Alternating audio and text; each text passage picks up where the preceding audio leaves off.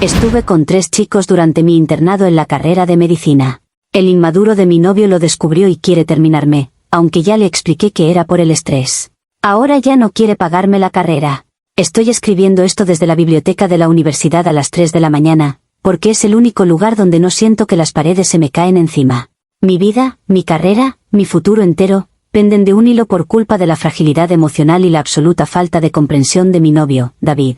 Ha decidido tirar 4 años de relación, de inversión y de apoyo mutuo, por un desliz, bueno, unos deslices, que no tuvieron absolutamente nada que ver con él. Para que entiendan mi lógica, y lo increíblemente injusta que es su reacción, tienen que entender nuestro acuerdo.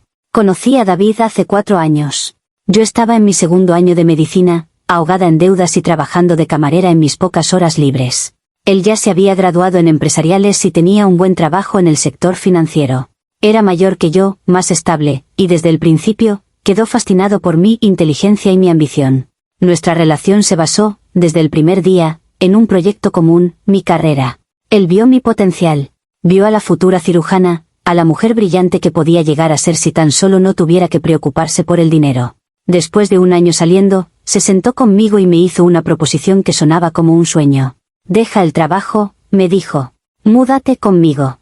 Yo me encargaré de todo. El alquiler, las facturas, tu matrícula. Tú solo tienes una misión, estudiar y convertirte en la mejor doctora que puedas ser. Considéralo una inversión.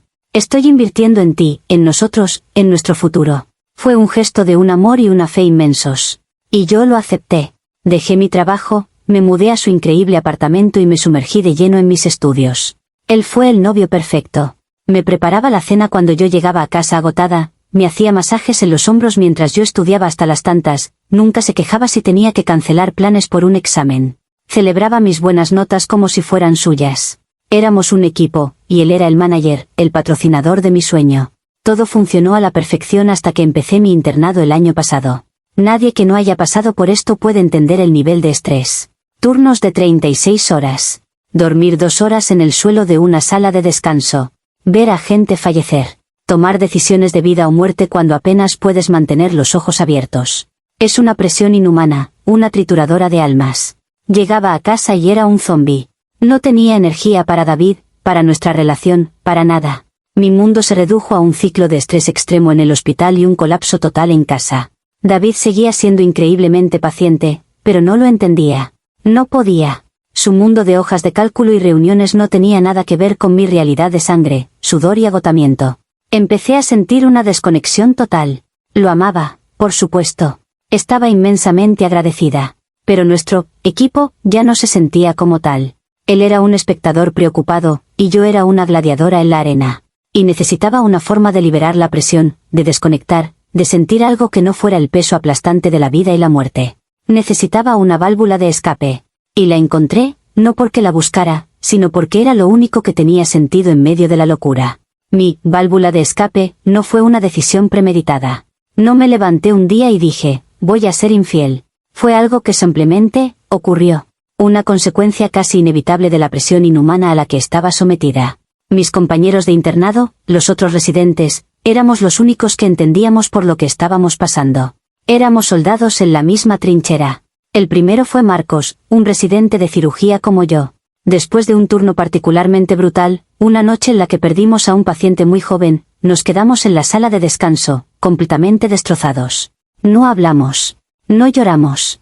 Simplemente nos sentamos en el silencio, compartiendo el mismo trauma. Y en algún momento, esa necesidad de sentir algo, cualquier cosa que no fuera ese vacío helado, nos llevó a la cama de una de las habitaciones de guardia vacías. No fue romántico. No fue por deseo. Fue una descarga. Como gritar a pleno pulmón después de una catástrofe. Fue un acto puramente físico, una forma de recordarnos que todavía estábamos vivos, que éramos cuerpos y no solo máquinas de tomar decisiones. A la mañana siguiente, nos miramos, asentimos, y volvimos al trabajo como si nada. No hubo incomodidad, no hubo drama. Ambos entendimos lo que había sido, un mecanismo de supervivencia. No sentí ni una pizca de culpa hacia David. ¿Cómo podría? Lo que pasó en ese hospital no tenía nada que ver con él, ni con nuestro amor, ni con nuestra vida. Pertenecía a un universo paralelo, el universo de la medicina de emergencia, donde las reglas normales de la vida no aplican. Pensar en ello como infidelidad me parecía absurdo, casi insultante. Era como acusar a un soldado de robar una lata de comida en medio de una guerra. Un par de meses después, ocurrió de nuevo. Esta vez con otro residente, Pablo, después de celebrar que habíamos superado con éxito una rotación infernal. Hubo alcohol, música alta en un bar cerca del hospital, y la euforia colectiva de haber sobrevivido. Fue una noche de liberación, de dejar ir toda la tensión acumulada. Y sí, terminé en su apartamento. De nuevo, sin emoción, sin promesas. Solo una noche para olvidar, para ser una persona normal y no una futura doctora con el peso del mundo sobre sus hombros. El tercero, Daniel, fue el más reciente. Fue después de una pelea por teléfono con David. Él estaba molesto porque yo había olvidado nuestro aniversario. ¿Nuestro aniversario? Yo acababa de pasar 12 horas intentando reanimar a un hombre que había sufrido un infarto, y él estaba preocupado por una fecha en el calendario. La desconexión entre nuestros mundos nunca había sido tan evidente. Colgué el teléfono sintiéndome increíblemente sola e incomprendida. Daniel, otro residente, me vio llorando y me consoló. Y una cosa llevó a la otra. En mi mente, estos 3 incidentes no eran traiciones. Eran tratamientos. Eran mi forma de automedicarme contra el estrés postraumático que sufría a diario. No tenían nada que ver con el amor o el deseo.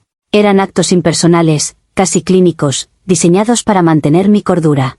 Eran una necesidad, no un capricho. David me pagaba la carrera, me daba un techo, pero no podía darme la única cosa que yo necesitaba para sobrevivir al internado, alguien que entendiera la presión. Y si él no podía dármelo, yo tenía que encontrarlo en otra parte. Era una simple cuestión de supervivencia. Nunca tuve la intención de que David se enterara. No porque creyera que estaba haciendo algo malo, sino porque sabía que su mente civil, su lógica de oficina, nunca podría procesar la realidad de mi mundo. Protegerlo de esa verdad era parte de mi deber como la persona que sí entendía la situación. Pero el mundo tiene una forma cruel de exponer los secretos. El descubrimiento vino a través de una de mis compañeras de internado, una chica llamada Sofía, con la que nunca me llevé del todo bien. Aparentemente, ella había salido brevemente con Marcos, el primer residente con el que estuve, y él, en un momento de estupidez o de despecho, le contó lo nuestro. Sofía, que casualmente conocía a la hermana de David a través de un amigo en común, vio la oportunidad de causar daño. Y la aprovechó. Le contó a la hermana de David que yo tenía fama en el hospital de acostarme con mis compañeros. La hermana, por supuesto, se lo contó a David. Él me confrontó el fin de semana pasado. Yo acababa de llegar a casa después de un turno de 48 horas. Estaba tan cansada que apenas podía pensar. Lo único que quería era derrumbarme en la cama. Pero él me estaba esperando en el salón, con una expresión sombría. Necesito que seas honesta conmigo, Clara, dijo, su voz tensa.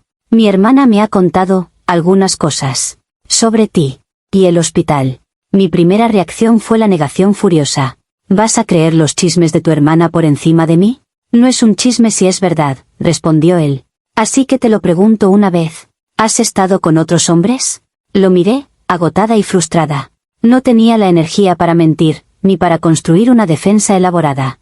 Así que le dije la verdad. Mi verdad. Sí, admití. Ha pasado. Con un par de compañeros. ¿Un par? Presionó él, y supe que lo sabía todo. 3, dije, mi voz sonando plana. En el último año. Vi el dolor golpear su rostro. Fue un golpe físico, visible. Pero antes de que pudiera derrumbarse en su propia herida, yo tenía que hacerle entender el contexto. Hey, si ya llegaste hasta acá, algo te está gustando, ¿no? Suscríbete al Chismesaurio y no te pierdas nuestro próximo gran chisme. Ya estamos cerca de la gran meta de los 1000 suscriptores. Ahora sí, sigamos con la historia. David, antes de que digas nada, tienes que escucharme, empecé, mi voz ganando fuerza. Esto no es lo que piensas. No tiene nada que ver contigo, ni con nuestro amor, ni con nuestra relación. Esto es sobre mi trabajo. Sobre el estrés. Es una guerra ahí dentro, y esta ha sido mi forma de sobrevivir. Son como descargas de adrenalina. Mecanismos para lidiar con el trauma. No hay sentimientos, no hay emoción. Es como tomarse una pastilla para el dolor de cabeza. No significa nada. Le expuse toda mi lógica. La desconexión entre nuestros mundos, la presión inhumana, la necesidad de una válvula de escape. Esperaba que mi explicación clínica, mi diagnóstico de la situación, lo calmara. Esperaba que el hombre que había invertido tanto en mi carrera de medicina entendiera que esto era, en esencia, un efecto secundario del tratamiento. Pero él me miraba como si estuviera hablando en otro idioma. Su dolor inicial se transformó en una furia helada. ¿Una pastilla para el dolor de cabeza?, repitió, su voz temblando de una rabia contenida. ¿Así es como llamas a acostarte con 3 hombres diferentes? ¿Un mecanismo para lidiar con el trauma? ¿Y cuál es mi papel en todo esto, Clara? ¿Soy el idiota que se queda en casa, pagando tus facturas, mientras tú liberas el estrés, con tus compañeros? No eres un idiota, lloré, frustrada por su simplificación. Eres mi patrocinador, mi apoyo. Se suponía que debías entender que todo lo que hago, incluso esto, es para poder seguir adelante, para poder terminar la carrera que tú estás pagando. Esto es parte del precio que hay que pagar. Él soltó una carcajada, un sonido horrible y roto. El precio, increíble. Yo creía que el precio era mi dinero, mi tiempo, mi apoyo incondicional. No sabía que también incluía mi dignidad. No sabía que el trato era pagarte la carrera para que tuvieras la libertad de acostarte con quien quisieras. No lo entendía. No quería entenderlo. Estaba atrapado en su visión convencional y pequeña de la fidelidad, incapaz de ver el panorama general. Estaba siendo increíblemente inmaduro, reduciendo una compleja estrategia de supervivencia a un simple y vulgar engaño. La discusión se prolongó, pero fue inútil. Yo intentaba elevar el debate a una cuestión de psicología y supervivencia en un entorno extremo. Él lo reducía todo a una simple ecuación de telenovela. Me has engañado. ¿Sabes lo que más me duele de todo esto, Clara? Me dijo en un momento, su voz cargada de un dolor gélido. No es solo el sexo. Es la arrogancia. La arrogancia de creer que tenías derecho a hacer esto. Que tu estrés, tu carrera, tus necesidades, son tan increíblemente importantes que te dan permiso para destrozar a la única persona que te ha apoyado sin pedir nada a cambio. Claro que te pedí algo a cambio, le espeté, a la defensiva. Nuestro acuerdo era que yo me convirtiera en doctora. Estoy cumpliendo mi parte. Esto es solo un bache en el camino, un efecto secundario del proceso. No, dijo él, y su voz se volvió peligrosamente tranquila. Nuestro acuerdo era que construyéramos un futuro juntos. Un futuro basado en el respeto y la confianza mutua. Y tú has quemado ese contrato. Así que, considero que mi inversión ha terminado. Sentí un escalofrío. ¿Qué quieres decir? Quiero decir que se acabó, Clara. Todo. Nosotros. Y mi apoyo. No voy a seguir pagando por la educación de una persona que no me respeta. Me quedé mirándolo, el pánico empezando a superar a la indignación. ¿Qué? No, no puedes hacer eso.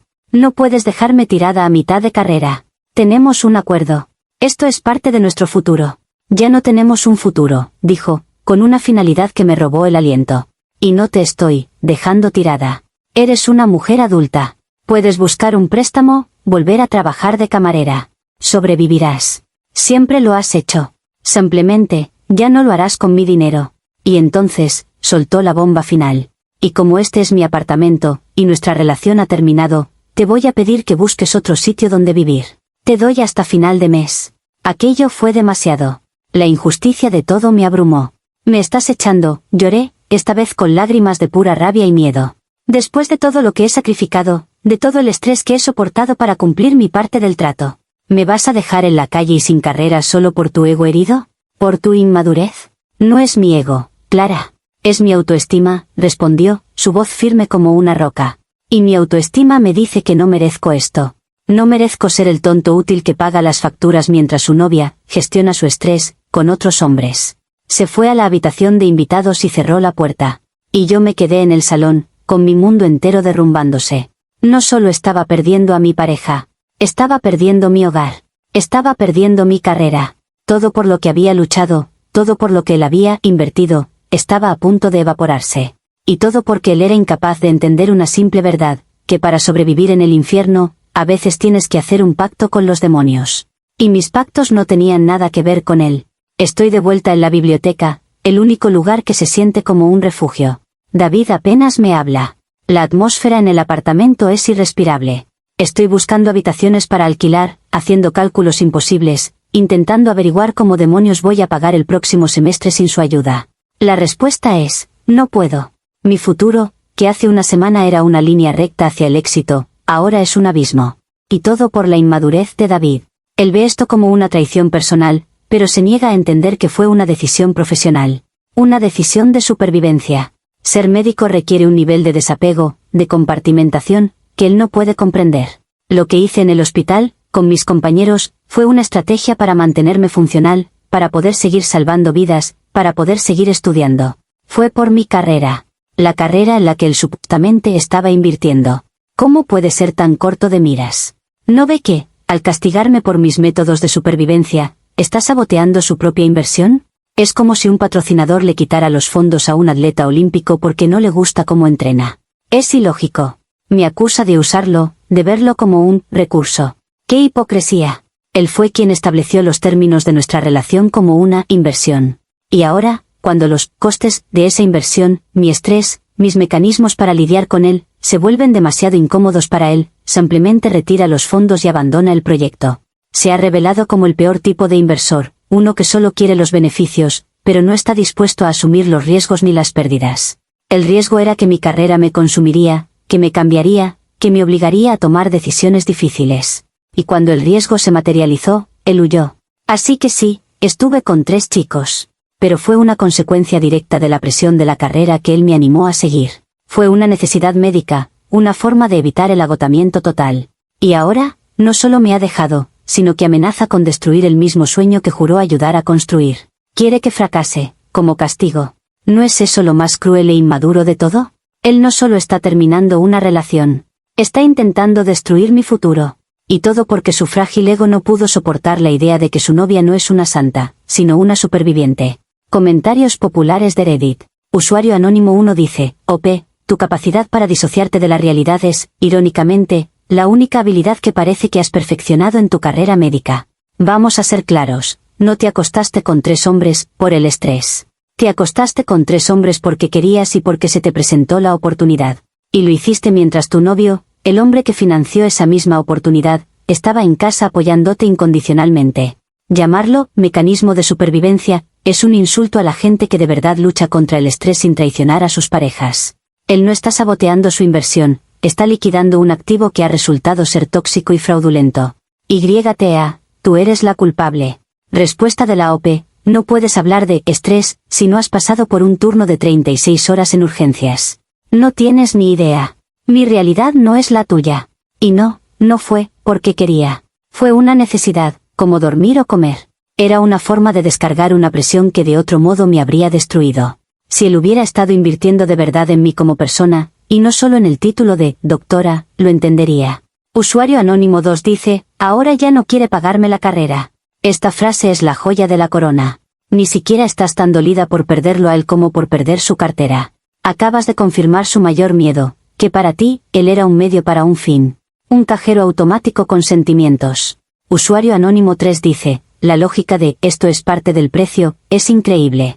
Así que, según tú, el contrato de vuestra relación incluía una cláusula invisible que decía, yo, David, me comprometo a pagar tu carrera, y a cambio, tú, Clara, tienes permiso para acostarte con tus compañeros para gestionar el estrés que mi dinero te permite soportar. ¿De verdad no oyes lo delirante que suena? Respuesta de la OP, no es delirante, es pragmático. Él invirtió en un resultado, que yo me convirtiera en doctora. Mi deber era conseguir ese resultado por cualquier medio necesario. Mi método para gestionar el estrés formaba parte de esos medios. Si no te gusta cómo se hacen las salchichas, no visites la fábrica. Él quería la salchicha, una novia doctora, pero no pudo soportar el proceso. Usuario anónimo 4 dice, felicidades, has conseguido que 3000 extraños en internet simpaticen con un tipo que trabaja en finanzas. Eso sí que es un logro. Actualización 1. Han pasado 2 meses desde que mi vida se vino abajo. Cumplió su amenaza.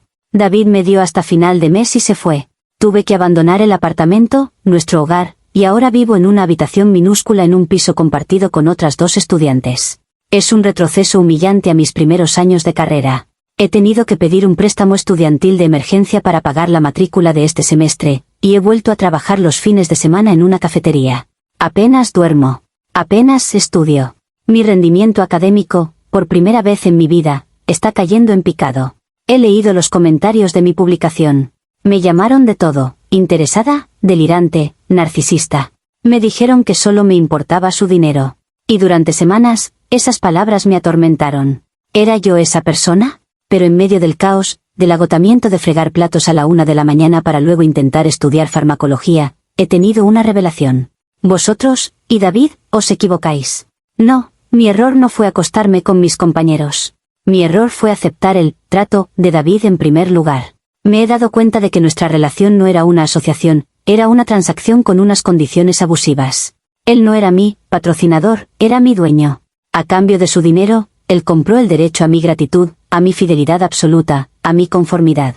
Compró una versión de mí que se ajustara a sus expectativas. Y en el momento en que me desvié de ese guión, en el que demostré ser una persona real con necesidades y mecanismos de afrontamiento desordenados, él ejecutó la cláusula de rescisión.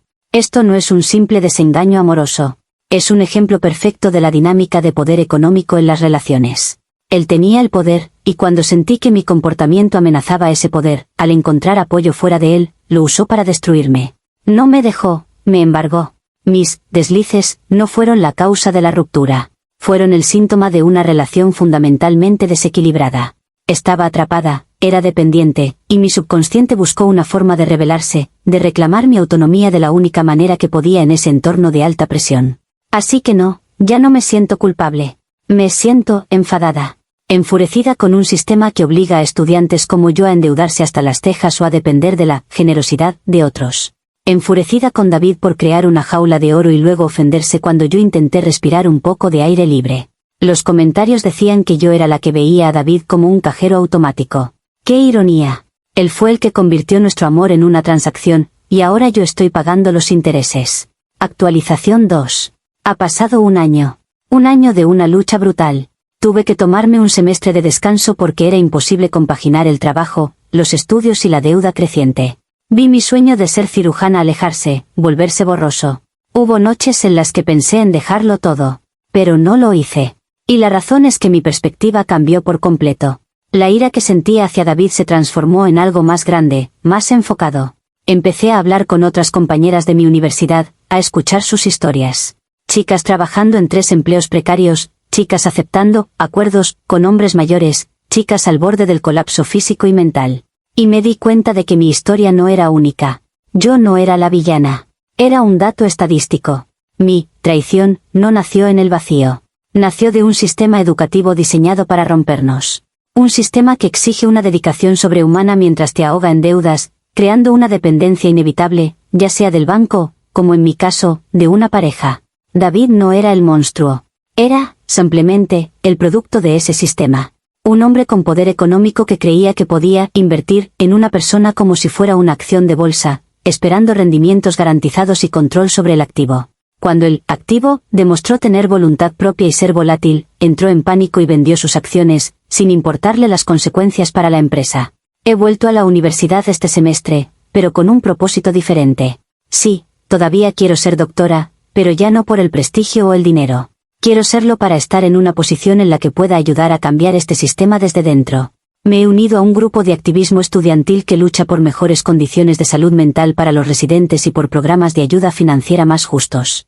He encontrado mi voz, no en una justificación de mis errores, sino en una crítica al sistema que los fomenta. A veces me pregunto qué pensaría David si me viera ahora. Probablemente, vería a una mujer enfadada y radicalizada, y se sentiría aún más justificado en su decisión de dejarme. Que lo piense.